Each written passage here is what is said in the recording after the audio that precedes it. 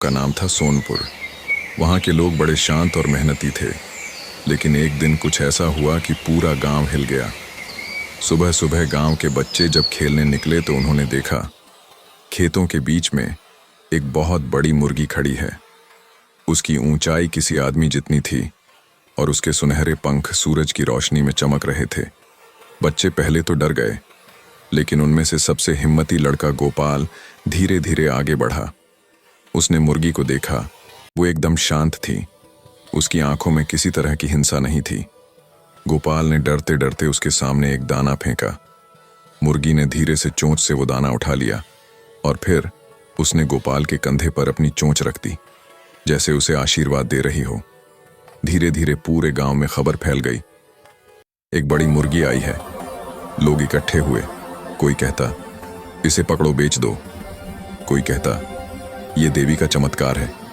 लेकिन गोपाल की दादी बोली, सालों पहले मैंने सुना था कि जब गांव पर कोई संकट आएगा तब एक सुनहरी मुर्गी आएगी हमारी रक्षा करने।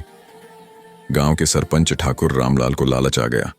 उसने सोचा, अगर मैं इसे पकड़कर शहर ले जाऊं तो लाखों मिलेंगे। उसी रात ठाकुर अपने आदमियों के साथ खेत में गया। उन्होंने जाल बिछाया, लेकिन जैसे ही मुर्गी फंसी, अचानक आसमान में बिजली कड़की और हवा तेज चलने लगी।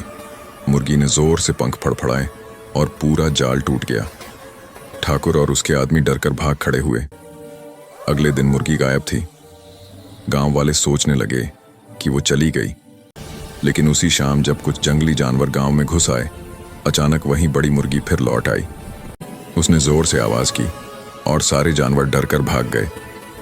उस दिन के बाद किसी ने भी उसे पकड़ने की कोशिश नहीं की। गोपाल रोज सुबह उसके लिए दाने रखता था और मुर्गी पूरे गांव में घूमती, कभी तालाब के पास, कभी मंदिर के पीछे, कभी बच्चों के साथ खेतों में।